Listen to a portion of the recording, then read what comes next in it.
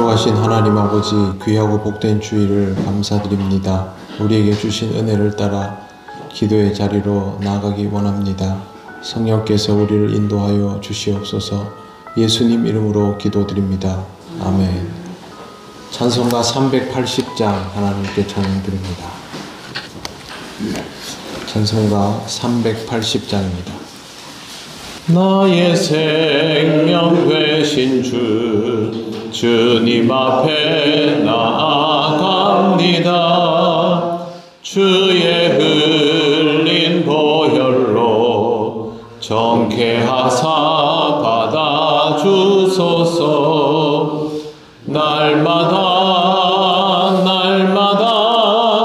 주를 찬송하겠네.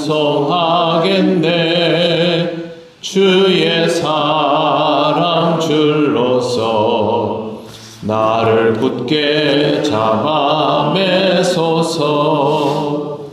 괴로운 세상 지낼 때 나를 인도하여 주소서. 주를 믿고 나가면 나의 길을 잃지 않겠네. 날마다 주를 찬송하겠네. 주의 사랑 줄로서 나를 굳게 잡아 매소서. 세상 살아갈 때에 주를 더욱 사랑합니다. 밝고 빛난 천국에 나의 영혼 들어가겠네. 날마다 주를 찬송하겠네. 주의 사랑 줄로서 나를 굳게 잡아 매소서. 아멘. 하나님 말씀 요한계시록 22장 1절에서 3절입니다. 신약성경 421쪽입니다. 1절부터 3절까지 다 같이 봉독하겠습니다. 또 그가 수정같이 맑은 생명수의 강을 내게 보이니 하나님과 및 어린 양의 보좌로부터 나와서 길 가운데로 흐르더라. 강 좌우에 생명나무가 있어 12가지 열매를 맺되 달마다 그 열매를 맺고 그 나무 잎사귀들은 만국을 치료하기 위하여 있더라. 다시 저주가 없으며 하나님과 그 어린 양의 보좌 그 가운데에 있으리니 그의 종들이 그를 섬기며. 아멘. 네, 드디어 요한계시록 마지막 장에 이르렀습니다. 제일 먼저 1절에 보시면 또 그가 수정같이 맑은 생명수의 강을 내게 보이니 라고 되어 있습니다. 생명수의 강은 성령님의 역사하심이라고 해석합니다. 예수님께서 말씀하신 생수처럼 목마르지 않게 하고 영적인 갈증을 해소시킬 수 있는 능력은 성령의 충만한 역사를 통하여 이루어지기 때문입니다. 마시면 죽지 않는 영생불사의 물 같은 것은 아닙니다. 이 수정같이 맑은 생명수의 강은 하나님과 어린 양의 보좌로부터 나옵니다. 성령님을 하나님의 영, 그리스도의 영이라고 부르기 때문에 더더욱 생명수의 강은 성령님을 통하여 넘쳐 흐르는 구원의 은혜를 상징합니다. 우리가 살아가는 상황 속에서 생명수의 강은 경험될 수는 있지만 일상적인 것은 아닙니다. 성령님의 역사하심을 사모하고 그 안에 머물게 될 때에만 경험되는 특별한 은혜입니다. 하지만 영원한 하나님 나라에서는 이것이 더 이상 특별하지 않고 일상적인 것이 됩니다. 하나님의 나라는 언제나 구원의 은혜가 충만함을 확인할 수 있는 상황이기 때문입니다. 2절 보시면 길 가운데로 흐르더라. 강 좌우에 생명나무가 있어 12가지 열매를 맺되 달마다 그 열매를 맺고 그 나무 잎사귀들은 만국을 치료하기 위하여 있더라. 이렇게 기록되어 있습니다. 생명수의 강은 길 가운데에 흐릅니다. 이 말은 이 강 줄기가 하나님 나라를 생명력 있게 만드는 원천이라는 뜻입니다. 우리는 바닷가에 있기 때문에 이런 형태를 잘 모르지만 일반적으로 내륙에 있는 도시들을 보면 거의 예외 없이 강줄기가 도시 한가운데 크게 흐르는 것을 볼 수 있습니다. 서울 같은 경우도 한강이 굉장히 크게 가운데에 흐르고 있죠.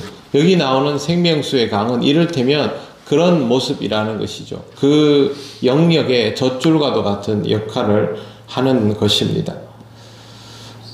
생명수의 강은 한 번 더 말씀드리지만 성령님의 구원 역사, 은총을 의미합니다. 그 말은 하나님 나라를 움직이는 원동력이 성령님의 역사라는 뜻이고, 강줄기를 중심으로 강 좌우에 생명나무가 있어 12가지 열매를 맺습니다. 생명나무는 말 그대로 생명의 충만함이 있는 나무입니다. 이 나무가 있으면 그 나무를 통해서 계속해서 필요한 것들이 공급되죠. 다다이 12가지 열매를 맺는 것과 잎사귀가 만국을 치료하기 위하여 있다라는 것을 보면 알 수가 있습니다. 에덴 동산의 생명나무 열매와 계시록에 나오는 생명나무 열매는 이제 연결이 다시 되면서 사망이 없는 영원한 상태로, 영원한 생명의 상태로 회복되는 것을 뜻합니다. 잎사귀까지 있다라는 것은 사실 이 하나님 나라에는 새로운 치료나 무언가가 필요하지 않지만 그것마저도 대비할 수 있도록 준비되어 있다라는 것이 나무 잎사귀가 효력을 발휘하는 만국을 치료하기 위하여 있다라는 말의 의미입니다. 치유까지 가능하다면 생명의 보존과 유지는 완벽한 하나님 나라라는 뜻입니다. 이제 3절을 보시면 다시 저주가 없으며 하나님과 그 어린 양의 보좌가 그 가운데에 있으리니 그의 종들이 그를 섬기며 라고 되어 있습니다. 새 예루살렘 성에는 더 이상 질병과 고통과 사망이 없다는 이야기입니다. 이미 이 내용은 계시록 21장 4절에서 이미 본 적이 있습니다. 모든 눈물을 그 눈에서 닦아주시니 다시는 사망이 없고 애통하는 것이나 곡하는 것이나 아픈 것이 다시 있지 아니하리니 처음 것들은 다 지나갔음이러라. 이 말씀에서 연장되는 것이 방금 우리가 읽은 22장 3절입니다. 21장 4절에 나오는 것들은 굉장히 직설적입니다. 눈물, 사망, 애통, 곡하는 것, 아픈 것, 이건 이 땅에서 인간이 살아가면서 해결받고 싶었던 것들이죠. 해결받고 싶지만 결코 해결받을 수 없는, 완전히 자유로울 수 없는 것들, 그것이 영원한 하나님 나라를 통하여 해소된다는 의미가 21장 4절에 있었는데 22장 3절은 그 정도가 아닙니다. 해결이 아니라 완전한 해방입니다. 그래서 다시는 저주가 없다라고 기록되어 있는 것입니다. 또한 하나님 나라의 중심에는 하나님과 어린 양의 보좌가 있습니다. 하나님 나라는 삼위일체 하나님께서 직접 이루어내시는 나라인 것입니다. 천국이라는 표현을 우리가 즐겨 사용합니다만 가장 정확한 표현은 하나님 나라입니다. 왜 하나님의 나라일까? 거기 좋은 게 다 있으니까 하나님 나라이지. 그 말이 아니라 하나님께서 이루어 놓으신 나라여서 하나님 나라입니다. 하나님의 집이라는 것과 같은 의미가 될 것입니다. 이런 하나님 나라를 소망하면서 이 하나님 나라에 적응할 수 있는 자로 살아가는 것이 이 땅을 살아가는 그리스도인의 정체성입니다. 우리가 여기를 살아가고 있지만 지금을 살아가고 있는 이 모습이 우리의 전부여서는 안 될 것입니다.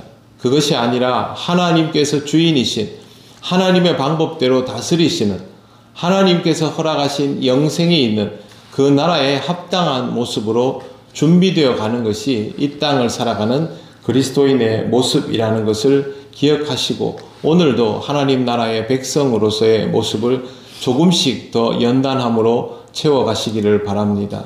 기도드리겠습니다. 하나님 아버지, 은혜를 감사합니다. 아직 우리의 모든 것들이 하나님 나라에 온전히 적응되었다 할 수 없지만 우리를 구원하여 주신 하나님의 은혜를 기억하고 구원의 확신을 가지고 이 땅을 살아가기에 영원한 하나님 나라가 우리에게 허락되었음을 믿습니다. 그 하나님 나라에 합당한 자로 준비되어 가기를 원합니다. 이 땅의 삶의 모든 것을 초점 짓는 것이 아니라 영원한 하나님 나라에 초점을 맞추는 신앙생활이 될 수 있도록 인도하여 주시옵소서. 오늘도 하나님께서 우리에게 은혜의 베푸심을 감사드리며 그 은혜의 자리에 기쁨으로 나아가는 우리가 되기를 원합니다. 성령께서 우리를 인도하여 주시옵소서. 예수님 이름으로 기도드립니다. 아멘. 하늘에 계신 우리 아버지, 아버지의 이름을 거룩하게 하시며 아버지의 나라가 오게 하시며 아버지의 뜻이 하늘에서와 같이 땅에서도 이루어지게 하소서. 오늘 우리에게 일용할 양식을 주시고 우리가 우리에게 잘못한 사람을 용서하여 준 것 같이 우리 죄를 용서하여 주시고 우리를 시험에 빠지지 않게 하시고 악에서 구하소서. 나라와 권능과 영광이 영원히 아버지의 것입니다. 아멘.